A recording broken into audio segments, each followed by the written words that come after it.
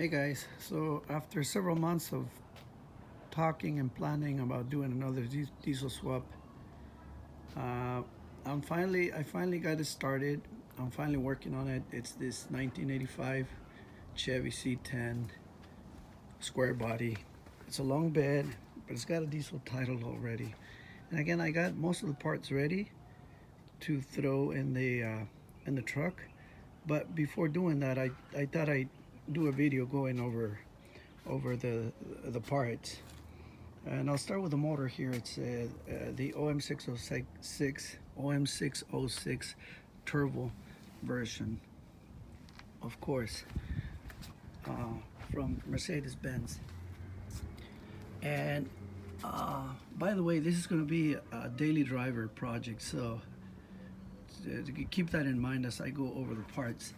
And before I forget, let me get to some of the most important things, which is the pump. I'll be using an electronic EDC pump that came with the motor, that came with the engine. And to address subframe conflicts, I went and got this oil pan. It's an OM608 oil pan from, I believe, an 2005 E320 CDI. The motor mounts, I'll be keeping the same 606 mounts, except I made that bracket, which will be welded to the subframe. While I'm here, that's a W210 glow plug solenoid, or whatever that thing is called. As far as the intake, I have deleted the EGR, and my buddy made this EGR delete for me, so I have removed the recycling pipe. That's been removed. Here, for the OM648 oil pan, it was sent to me without dipsticks, so I went and fabricated this. Not very pretty, but it's going to do the job. While I'm here, for my oil gauges on my C10, again, compliments of my friend Sam. I'm using that adapter there, and the Chevy oil pressure sensor. While we're talking about sensors, this is going to be my temperature sensor with that adapter again, that I'll be sticking in that hole right there. Hard to see, but the stock temperature sensor is somewhere there, that the ECU, which I'll talk in a moment, will be using the standalone ECU. Going around, this power steering hose from the C10 is going to work without any modifications. That's kind of nice. I have put a new water pump. Well, I had the motor out. That's an oil cooler that I used on a previous project, but I think I'll be doing something different, and I'll show you the oil cooler that I'll be using. Here, what you see here is the intake, which I believe is a 3-inch intake that I had already fabricated. By the way, a lot of the parts for this project, most of the parts I already had from before, so try not to spend. This is going to be a budget project, by the way. The turbo, getting to the turbo, I'm using the stock exhaust manifold, and this is an HE221W 7 centimeter. I don't know if that's a T3 or a T4 flange, I forgot, but what I've done there, I simply welded the T3 flange welded to the manifold. Didn't have to heat the manifold or anything, and I've had no problems with that. I've been using it already for at least a couple of years. You can see the 3-inch downpipe already. Oh, by the way, a quick look at my drain pipe. I got that little piece from years back from the junkyard. I somehow run into it. Here, cap the end of the manifold. So simply welded a cap there. Now, I get a lot of questions regarding, or before in a previous project, I was getting a lot of questions about the transmission adapter. And by the way, I will be using a Chevy 4L60E transmission. So I'll get back to it in a moment, but since I'm showing the adapter, there you have it. And a lot of people ask me where I got it from.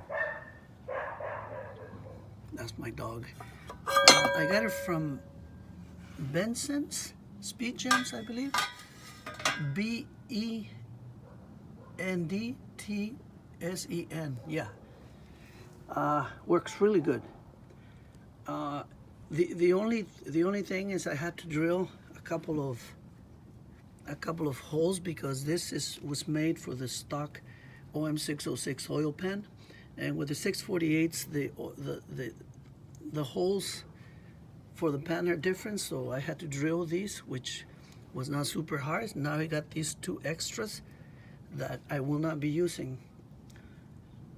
Something else that from the vendor or the maker, it only comes with these bolts here for the transmission, and using the 4L60 I get an extra couple holes, so I drilled and threaded 2 extra ones right there. But again, excellent product.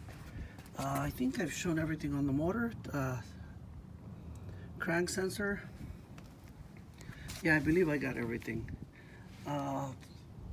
So for the motor, I'll be using this ECU, standalone ECU, which works perfectly from, I believe, IS Controls. Real great unit, excellent service.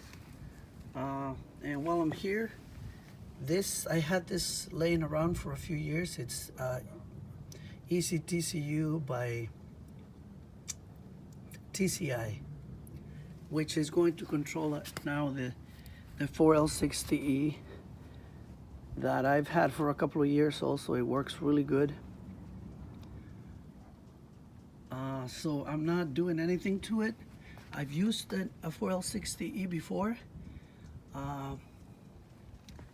Again, controlled by the TCU, which I will be getting TPS and crank sensor signal from the ECU. They're gonna be sharing that.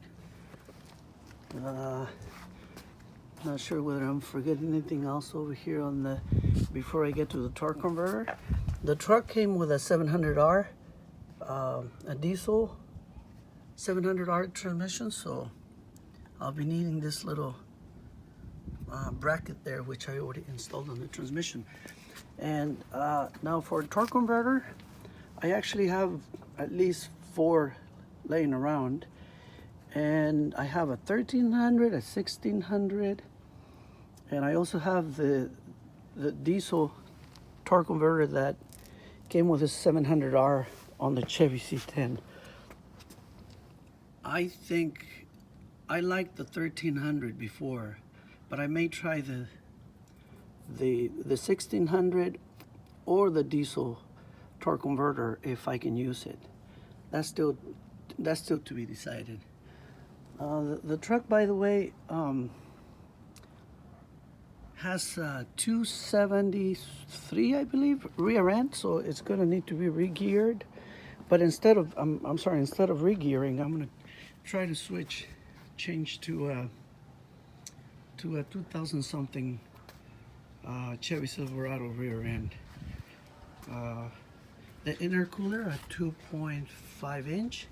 I'll be using a Chevy radiator that I got here already, and this is the oil pan that I may end up using. so difficult making these videos because there are just tons of distractions. But anyway, I've got all the hoses, reservoir and everything to use this Chevy radiator that I used before and it worked really good. I'm trying to stick with what worked before. Getting back to the oil cooler, I'll fabricate a hose to use this one instead of the one I got over here because I'm struggling to find the room for this one here. By the way, the drive shaft that came with the truck and transmission is going to work. Worst case, I may have to cut maybe an inch at the most, but I think it's gonna work. So while I'm here, just show you a quick view of the harness for the ECU, etc. That's the glow plug relay, and those over there are starter, temperature sensor, crank sensor, and so on and so on. And that's my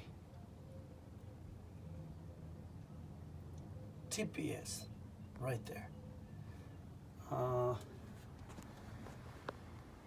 I've done a little bit of cleaning, as you can see. Looks pretty decent, except for that battery holder there. I'll try to do something about that. There will be about 4 inches of clearance between the pulleys and the radiator.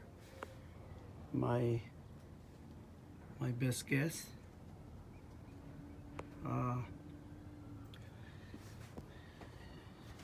Yeah, but there you have it. That's the most of. By the way, the brake booster.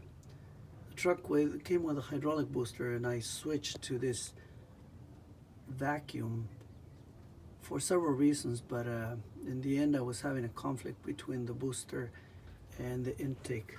So the intake, and I cut the bracket to move the booster back a little bit, and that gave me the clearance I needed. Still need a little bit of cleanup there. Again, the wiring, the harness is still under construction, but there you have it. Anyway, just wanted to share real quick before I get more distractions and show you the components of my swap here before I went in and put them in the truck.